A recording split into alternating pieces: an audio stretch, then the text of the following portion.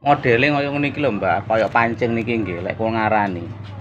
Model kaya ngene iki. Iki gawe ngarit ki ya ora penak. Soale napa modele ndangak, nggih to? Nyamar ngeneki tangan, gegere landhep.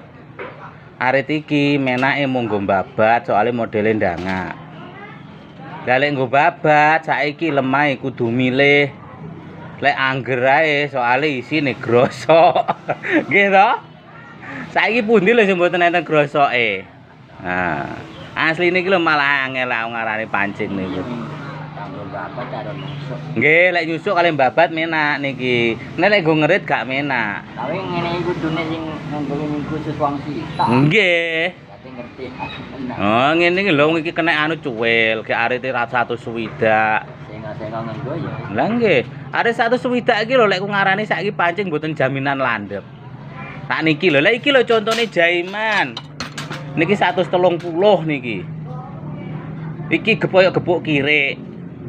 Padahal ku ngakal pripun wis tak ungkal lampire kaya ngene ra gelem landhep. Memang dasar saka wis saiki demi arit larang iki mboten jaminan nek landhep lho pas sakniki, Mbak. Malah arit murah-murah niki lho sakniki landhep-landhep. Penting ngungkali lampir. Lek niki mboten kok masalah nganu iki tak ungkal lampir. Lah iki lho, Cik. Dipeper cek ndebek kaya ngene lho, Mbah. Padahal 130 lho niki.